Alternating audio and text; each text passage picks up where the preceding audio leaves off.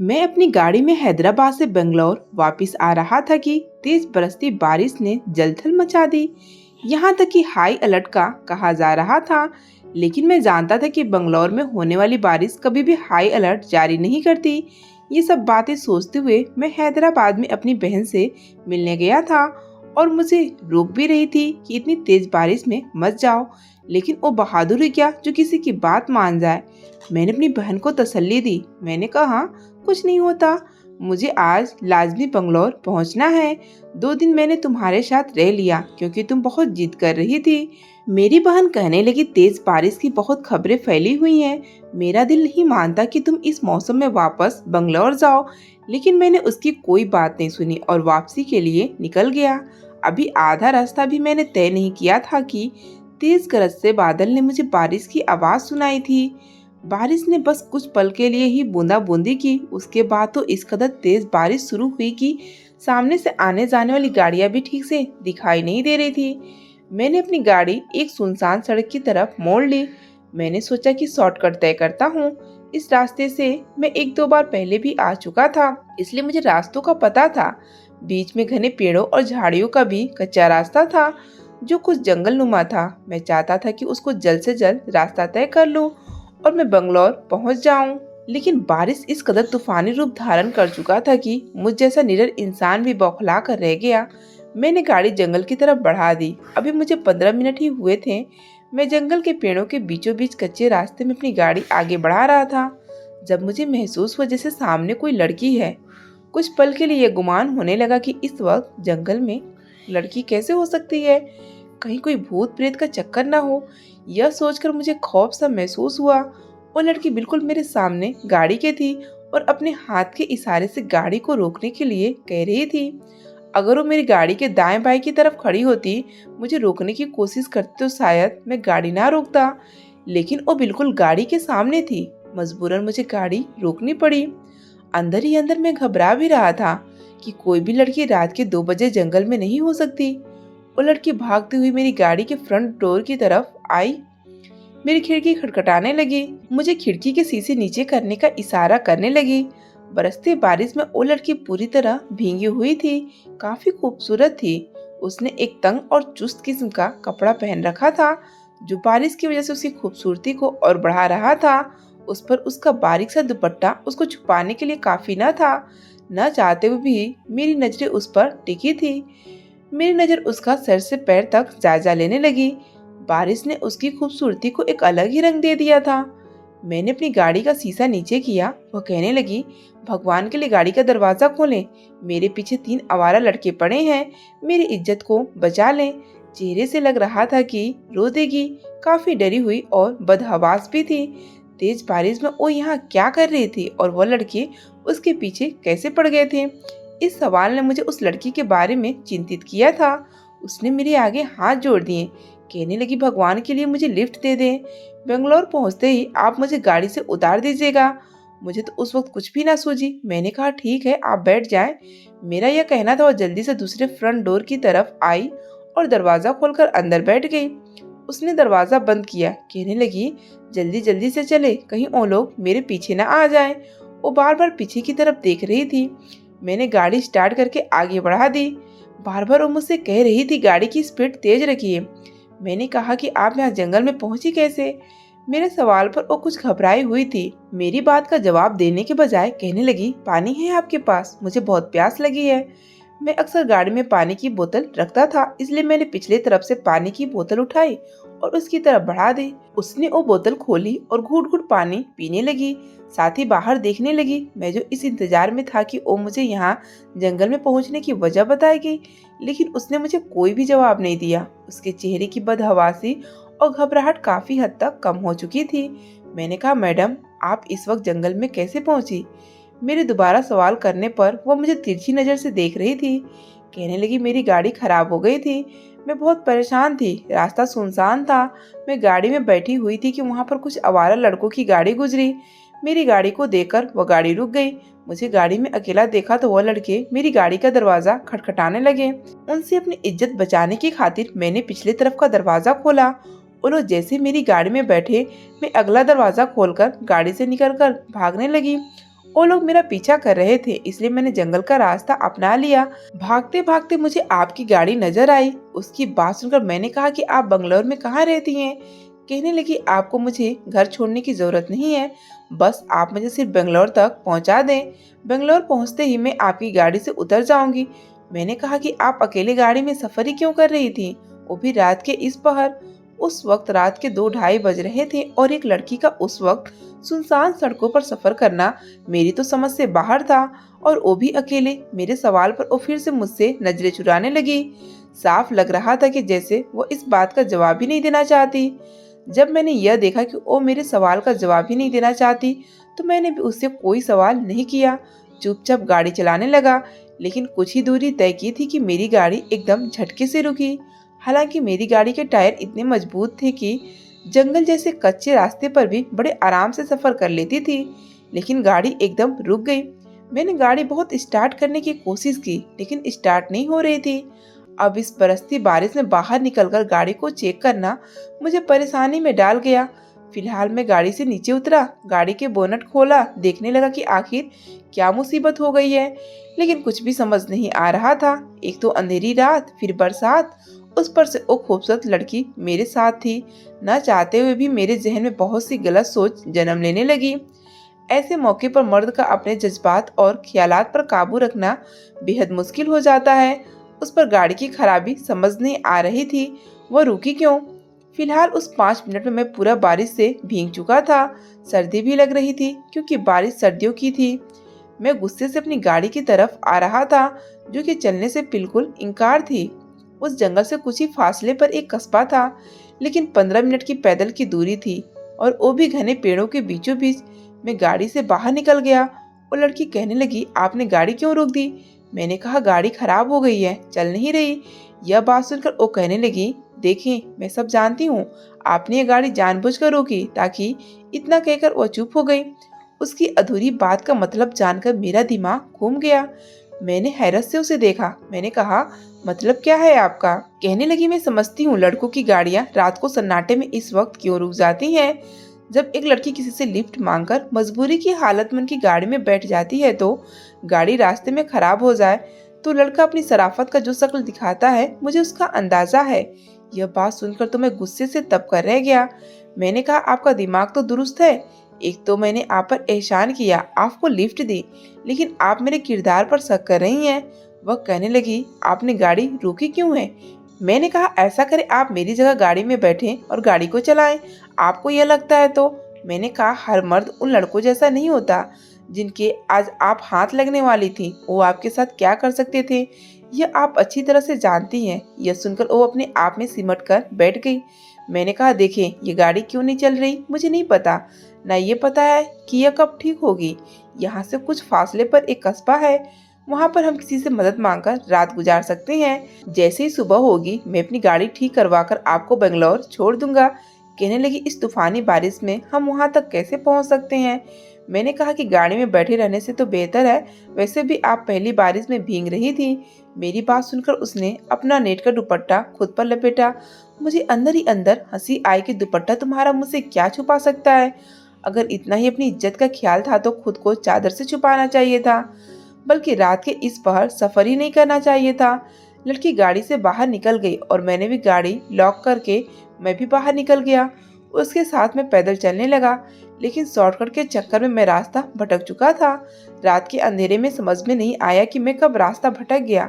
15 से 20 मिनट की दूरी तय हो गई थी, लेकिन मुझे वो कस्बा नहीं दिखाई दे रहा था। हर तरफ जंगल ही नजर आ रहा था। वो कहने लगी, हम कब से चल रहे हैं, आपका वो कस्बा कब आएगा? मैंने कहा, शायद हम रास्ता भटक गए हैं। यह सुनकर वो मुझे अजीब नजरों से देखने लगी। ऐसा करें, आपको जहाँ जाना है आप जाएं, लेकिन मैं आपके साथ नहीं जा सकती। मैंने कहा, इस बरसती बारिश में आप कहाँ जाएंगी? कहीं भी जाऊंगी, मुझे आपकी नीयत ठीक नहीं लगती। यह कहकर वो अकेले ही दूसरी तरफ चली गई। मुझे उस पर इतना गुस्सा आया। मैंने कहा, ठीक है, भाड़ में जाए। अच्छा है कि यह उन आवारा लड़कों के हाथ लग जाती, अच्छा मजा चखाते इसको। एक शरीफ इंसान ऐसे मौके पर भी अपने जज्बात को काबू में रखे हुए है, और ये शक कर रही है। उस लड़की का यूं मुझ पर शक करना मुझे बुरा लग रहा था। कुछ ही देर में वो नजरों से ओझल हो गई। मैंने सोचा, मेरा क्या है, मैं रास्ता तलाश करके गाड़ी के पास चला जाऊंगा। गाड़ी की बैक सीट पर लेटूंगा और सो जाऊंगा। सुबह उठते ही गाड़ी ठीक करवा कर बेंगलोर चला जाऊंगा। मैं भी यही सोच रहा था जब मुझे उस लड़की के चीखने चिल्लाने की आवाजें आने लगी। एकदम से मैं चौंका कि अचानक से उसे क्या हुआ। मैं उस तरफ भागने लगा जहां उसके चिल्लाने की आवाजें आई थी। वो बस एक बार ही चीखी थी और उसके बाद उसकी आवाज आना बंद हो गई। न मैं उसका नाम जानता था कि उसे पुकार कर पूछ सकता कि वह कहाँ है। मैंने जिस तरफ से उसके चीखने की आवाज सुनी थी मैं उधर ही भागने लगा। मैं बार बार कहने लगा कि तुम कहाँ हो, क्या हुआ है तुम्हें। उस वक्त मेरी कोशिश थी कि मैं उस लड़की को बचा सकूं। हो सकता है कहीं वो लड़के उसके पास न पहुंच गए हों। मेरी सेहत काफी अच्छी थी और मैं लड़ना भी अच्छे तरीके से जानता था। कराटे का मास्टर था। लेकिन उस लड़की की दोबारा आवाज नहीं आई। मुझे ये डर सताने लगा कि कहीं वो लड़के उसके मुंह पर हाथ रखकर उसके साथ कुछ गलत न कर रहे हो। मैं भी यही सोच रहा था जब मेरा पाँव किसी चीज से टकराया। मैं नहीं समझ पा रहा था कि मैं किस चीज से टकराया हूँ। टकराते ही मेरा पाँव फिसला क्योंकि जंगल की कच्ची मिट्टी का वो रास्ता कीचड़ में बदल चुका था। इस वजह से मैं दबाव बरकरार नहीं रख सका। जिससे मैं टकराया था उसी पर जाकर गिर गया। फिर मुझे एहसास हुआ कि वो एक इंसानी शरीर था। मुझे डर लगने लगा, न जाने कौन है अंधेरे में। मुझे कुछ दिखाई नहीं दे रहा था। मैंने अपनी जेब में से मोबाइल निकाला, उसकी टॉर्च लाइट ऑन करके मैंने उस शरीर पर रोशनी डाली तो मेरे होश उड़ गए क्योंकि वो वही लड़की थी और बेहोश पड़ी थी। मैंने उसको हिलाया डुलाया लेकिन वो बेहोश थी। मुझे समझ नहीं आ रही थी कि मैं क्या करूं। इस बरसती बारिश में मैंने उसे गोद में उठाया और एक तरफ भागने लगा। पता नहीं उसे क्या हुआ था, वो क्यों बेहोश हो गई थी। वहीं मुझे सामने एक छोटा सा कमरा दिखाई दिया जो कि काफी टूटा फूटा था। उस वक्त मेरे लिए वही सही था। मैं जल्दी से उस लड़की को उस लकड़ी के बने हुए कमरे में ले गया। वहां पर एक टूटी चारपाई थी। मैंने उसे वहां लिटा दिया। पानी उस कमरे में भी आ रहा था लेकिन जहां वह चारपाई थी वहां पानी नहीं आ रहा था। पता नहीं जंगल में वो किसका छोटा सा घर था जो कि टूट फूट चुका था। मैंने दोबारा मोबाइल की रोशनी उसके चेहरे पर मारी। उसके चेहरे को अपने हाथ से थपथपाने लगा लेकिन उसे होश नहीं आ रहा था। वो बिल्कुल ठंडी पड़ चुकी थी। मैं कभी उसके हाथों को अपने हाथों में लेकर सहलाने लगता, कभी उसके बालों को सहलाने लगता। बार बार उसे कह रहा था कि तुम होश में क्यों नहीं आ रही। मैंने देखा उसका शरीर कपकपा रहा था, शायद उसे सर्दी लग रही थी। मेरी कोशिश यह थी कि वो जल्दी होश में आ जाए लेकिन मेरी हर मुमकिन कोशिश नाकाम थी। मैं नहीं जानता था कि मैं ऐसा क्या करूं और फिर उसे बचाने की खातिर मैं गुनाह कर बैठा। शैतान मुझ पर हावी हो गया। वो मुझसे यह कह रहा था कि तुम एक ही उपाय से इस लड़की को बचा सकते हो और ऐसे वक्त में तुम्हें पाप पुण्य का नहीं सोचना चाहिए, एक इंसानी जान बचानी चाहिए। उस वक्त उस लड़की का गर्माहट चाहिए था, इसलिए मैंने उसकी जान बचाने के लिए मैं उसके करीब गया। उस लड़की के करीब आते ही मैं भाग गया। उस लड़की की जान तो बच गई लेकिन इसकी इज्जत नहीं। कब उसकी जिंदगी बचाते बचाते मैं उसके हुस्न में खोने लगा और फिर कब हर हद पार कर गया मुझे अंदाजा ही नहीं हुआ। वो अभी तक बेहोशी की हालत में थी। मैं वहां बैठा ये सोच रहा था कि अब क्या करूं और क्या ना करूं। वो लड़की अगर सच जान गई तो मेरी बात का भरोसा नहीं करेगी। वो ये समझने की कोशिश नहीं करेगी कि मैंने जो कुछ किया उसे बचाने की खातिर किया। लेकिन जाहिर है मैं एक मर्द था, फरिश्ता नहीं, इसलिए एक औरत को पाकर बहक गया। बारिश रुक चुकी थी लेकिन इस बारिश ने मेरे जज्बात को जरूर बहका दिया था। मुझे अपने ऊपर अफसोस होने लगा। वो लड़की होश में आ गई। उस वक्त मैं उसकी चारपाई पर नहीं बल्कि उसके सामने मौजूद लकड़ी की एक पटरी पर बैठा था। वो मुझे देखकर उठकर बैठ गई। मैं यहाँ पर कैसे? मैंने कहा, तुम कहाँ गई थी, क्या हुआ था तुम्हें? कहने लगी, मैंने सांप देखा था और डर के मारे बेहोश हो गई थी। मैंने कहा, चलो वापस चलते हैं। वो जानने के लिए भी तैयार हो गई। कहने लगी, आपने मुझे बचाया था। मैंने कहा, तुम्हारे चिल्लाने की आवाज पर परेशान हो गया था। कहने लगी, आई एम सॉरी। मैंने एकदम उसकी तरफ देखा कि मुझसे सॉरी क्यों कह रही है। कहने लगी, सॉरी, मैंने आपके बारे में बहुत गलत सोचा, आपको बहुत गलत कहा, लेकिन आप तो बहुत अच्छे इंसान हैं। आपने मेरी जान भी बचाई और मेरी हिफाजत भी की। आप सही कहते हैं, हर मर्द एक जैसा नहीं होता। उसकी बात ने मुझे शर्मिंदा करके रख दिया।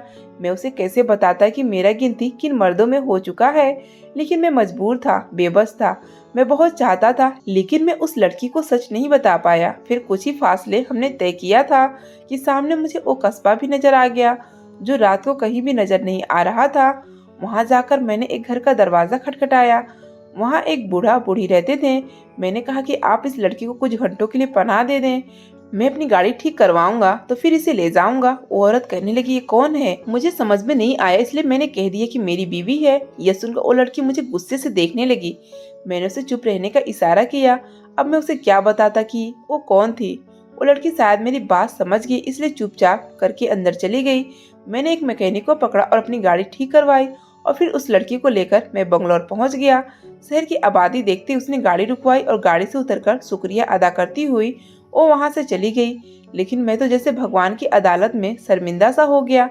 मैंने तो उस लड़की की इज्जत को खराब कर दिया था और उसे एहसास तक नहीं हुआ था। मैं गाड़ी में अपने घर की तरफ बढ़ रहा था, लेकिन मेरी जहन बिल्कुल परेशान होकर रह गया था, क्योंकि जो मैंने किया था वो छोटा नहीं था काम। मैंने उसकी जिंदगी को तबाह कर दिया था, जिससे वो अनजान थी। लेकिन जैसे उसकी शादी होती उसका पति समझ जाता और उसके किरदार के पवित्र होने का सबूत न होता, जो कि वह खो चुकी थी।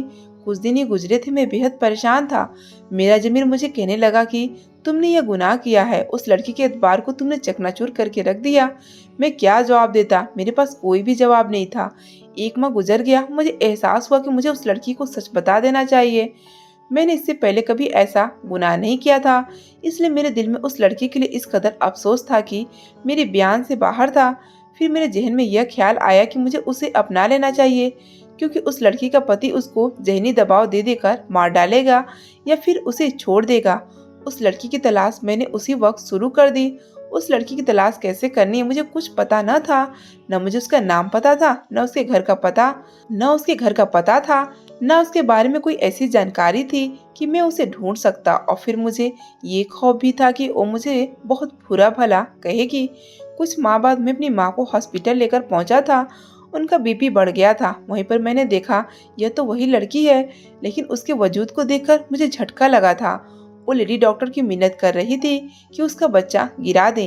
लेडी डॉक्टर कहने लगी, 4 माह गुजर गए हैं, अब मुमकिन नहीं है। यह सुनकर वो लड़की कहने लगी कि मेरी शादी के लिए रिश्ता ढूंढ रहे हैं और अगर आपने ये काम नहीं किया तो मैं बर्बाद हो जाऊंगी। लेडी डॉक्टर कहने लगी कि इस तरह के गुनाह का यही अंजाम होता है। वो रोने लगी, कहने लगी, मेरे साथ ज्यादती की गई है और मुझे यह नहीं मालूम कि वो शख्स कौन था। यह सुनकर मैं अपने अंदर शर्मिंदा होकर रह गया था। मैंने उस लड़की का पीछा किया। जैसे मेरी माँ ठीक हुई, मैंने उस लड़की के घर रिश्ता भेज दिया, जो कि मंजूर हो गया। मैंने शुक्र किया कि क्योंकि मैं नहीं चाहता था कि वो बच्चा गिराए। वह दुल्हन बनी मेरे कमरे में बैठी थी। जैसे ही मैंने उसका हाथ पकड़ा, उसने आश्चर्य से मुझे देखा। वो बहुत हैरान हुई, कहने लगी, आप? मैंने कहा, जी मैं। वह कहने लगी, मैं आपके काबिल नहीं हूँ, इसलिए आप मुझे तलाक दे दें, क्योंकि मैं शादी के काबिल नहीं रही। लेकिन मैंने उसकी एक नहीं सुनी।